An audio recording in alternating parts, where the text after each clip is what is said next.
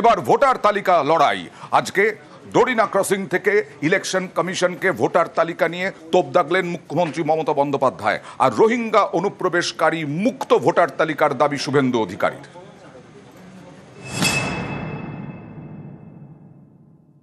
मैं बिहार में सुना 30.5 लाख वोट निकाल दिया।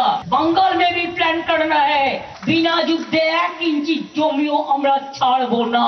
আমি বলি যদি বিহারে 30 লাখ, পশ্চিমবঙ্গে 90 লক্ষ হবে। অবিলম্বে বাড়ি বাড়ি তল্লাশি চাই। ভিন রাজ্যে বাঙালিকে হেনস্থার প্রতিবাদে বুধবার পথে নামেন মমতা বন্দ্যোপাধ্যায়। মিছিল শেষে ধর্মতলার মঞ্চ থেকে তৃণমূল নেত্রী নিশানা করেন নির্বাচন কমিশনকে। এবছর নভেম্বরে বিহারে বিধানসভা ভোট, সেখানে ভোটার তালিকার স্পেশাল ইন্টেন্সিভ রিভিশন শুরু করেছে কমিশন।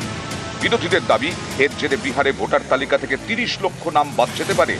এই প্রসঙ্গ টেনে মমতা বন্দ্যোপাধ্যায়ের অভিযোগ, মহারাষ্ট্রের মতো বাংলা বিহারেও ভোট লুটের চক্রান্ত চলছে।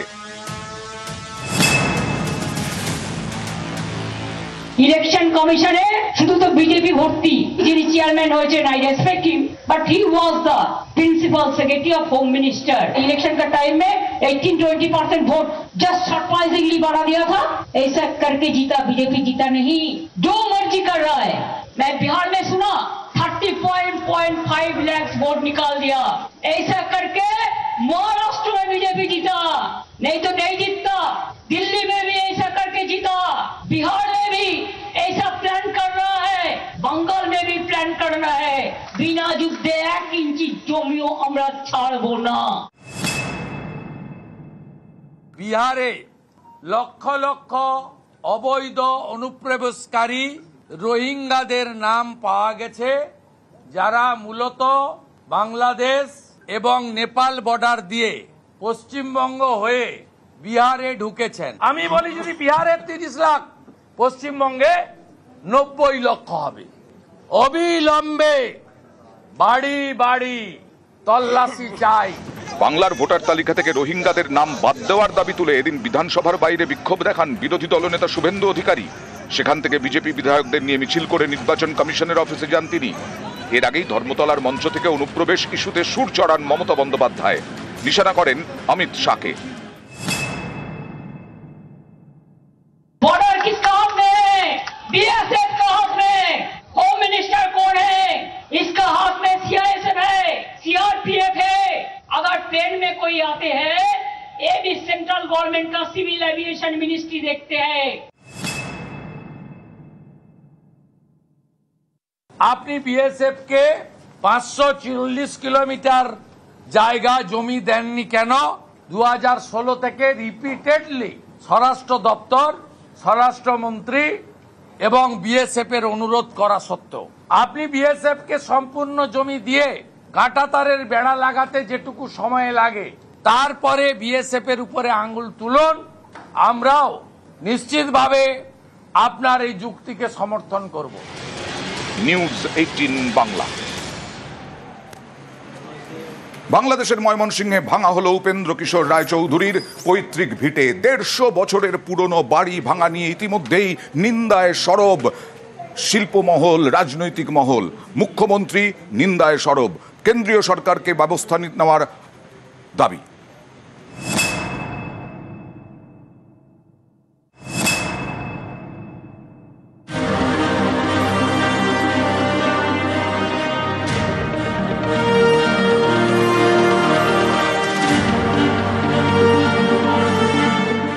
ছড়িয়ে ছিটিয়ে ইট, সিমেন্টের চাই,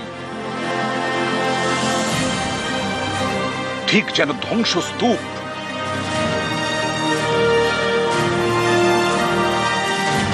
বাংলাদেশের ময়মনসিংহে সত্যজিৎ রায়ের ঠাকুরদা উপেন্দ্র কিশোর রায়চৌধুরীর পৈতৃক বাড়ি। এই বাড়ির পরতে পরতে ইতিহাস। সেই বাড়ি ভেঙে ফেলা হয়েছে।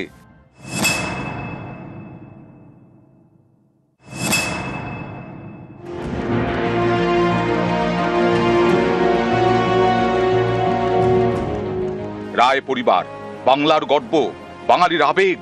এই রায় পরিবারের শিকড় রয়েছে বাংলাদেশে। ময়মনসিংহের হরিকিশোর রায় রোডে প্রায় 150 বছরের পুরনো এই বাড়ি। দীর্ঘদিন এই বাড়িতে থেকেছেন উপেন্দ্র কিশোর। সেই বাড়িরই সামনের অংশ ভেঙে ফেলা হয়েছে। আগে এই বাড়িতেই চলতো বাংলাদেশ শিশু একাডেমি, পুরনো বাড়িটি ভেঙে নাকি বহুতল তৈরি করা হবে। বাবা সুকুমার রায়ের ডকুমেন্টারিটা করছিলেন, তখন উনি চেয়েছিলেন একবার বাংলাদেশে গিয়ে আমাদের বাড়ির একটা যদি ছবি তোলা যায় আর কি, মানে ফিল্ম তোলা যায়। তো তার আগে উনি একজন সহকারীকে পাঠিয়েছিলেন ওখানে কিছু স্টিলস তুলে আনার জন্য। তারপর সেই স্টিলস দেখে উনি খুবই মানে মর্মাহত হয়েছিলেন যে বাড়ির অবস্থা ভালো নয়। মাঝখানে শুনছিলাম যে ওটা রেস্টোরেশন হবে, একটা হেরিটেজ সাইট বলে মানে করা হবে। সত্যজিৎ রায়ের বাবা সুকুমার রায়, ঠাকুরদা উপেন্দ্র কিশোর রায়চৌধুরী। বাংলা শিশু সাহিত্যের অন্যতম নক্ষত্র, তাঁর কলমের ঋণে সমৃদ্ধ বাঙালি, গুপিগাইন বাঘাবাইন, টুনটুনির বই, আরো কত লেখা। সন্দেশ পত্রিকার প্রতিষ্ঠাতা সম্পাদক সেই উপেন্দ্র কিশোর রায়চৌধুরীর পৈতৃক ভিটেতে কোপ। ডামাডোল চলছে বাংলাদেশে এখন। তারা এমন অনেক কিছু করছে যেটা আমাদের চোখে খুব একটা ভালো বলে মনে হচ্ছে না। দুটো দেশ তো একই ছিল এক সময়, সেখানে অনেকগুলো কমন ফ্যাক্টর রয়েছে, কমন জিনিস রয়েছে যেগুলো দু দেশের কাছে গুরুত্বপূর্ণ। সেগুলো ক্ষতিগ্রস্ত হলে তো আমরা মানসিকভাবে আহত হই, কিন্তু আমাদের কিছু করার থাকে না। তবে এটা দুর্ভাগ্যজনক। বাংলাদেশ দিনে দিনে বাঙালির ধ্বংসস্তূপে পরিণত হচ্ছে। এই যে নতুন বাংলাদেশ, এ আমাদের গোটা বাঙালি জাতি, এপার ওপার বাঙালি জাতি মানে কলঙ্কময় অধ্যায় একটা রচনা করছে। যত মানে শিল্প, সংস্কৃতি, সাহিত্য সমস্ত কিছুর ওপর কোপ ফেলছে এরা। একটা অদ্ভুত তালিবানি রাজত্ব তৈরি হচ্ছে, দুর্ভাগ্যের। সোশ্যাল মিডিয়ায় সরব হয়েছেন মুখ্যমন্ত্রী মমতা বন্দ্যোপাধ্যায়। লিখেছেন, এই সংবাদ অত্যন্ত দুঃখের। রায় পরিবার বাংলার সংস্কৃতির অন্যতম ধারক ও বাহক। ভারত সরকার বিষয়টিতে নজর দিক। সোশ্যাল মিডিয়ায় সরব হয়েছেন অভিষেক বন্দ্যোপাধ্যায়। তিনিও কেন্দ্রীয় সরকারকে পদক্ষেপ করার আবেদন জানিয়েছেন। মঙ্গলবার রাতে বিদেশ মন্ত্রকের তরফে বিবৃতি দেওয়া হয়। তাতে বলা হয়, উপেন্দ্র কিশোর রায়চৌধুরীর পৈতৃক বাড়িটি এখন বাংলাদেশ সরকারের হাতে।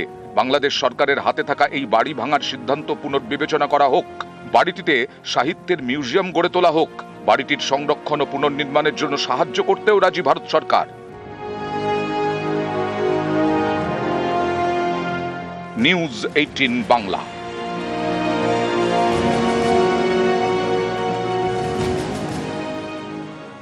2025-এ রাজ্যের নতুন নিয়োগ বিধির ভবিষ্যৎ কি?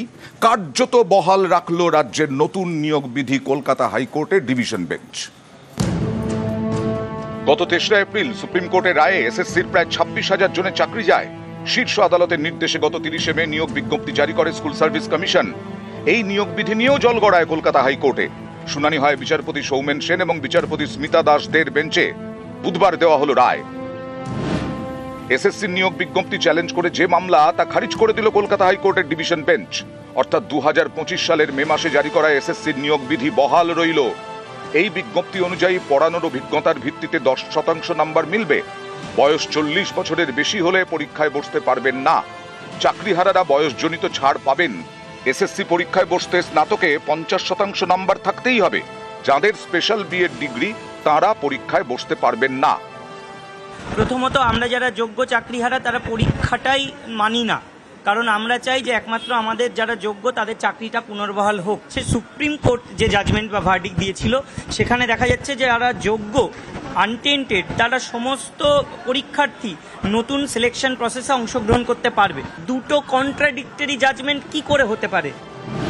সম্প্রতি কলকাতা হাইকোর্টের সিঙ্গল বেঞ্চ নির্দেশ দেয়, দাগিরা এসএসসির চাকরি পরীক্ষায় বসতে পারবেন না।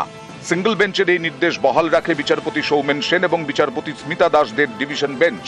স্কুল সার্ভিস কমিশনের নিয়োগ বিধিতে শুধু এটাই বদল, বাকিটা একই রইল। নিয়োগ বিজ্ঞপ্তি চ্যালেঞ্জ করে মামলা খারিজ করে দিল division bench. Arnab Hazra, news 18 Bangla.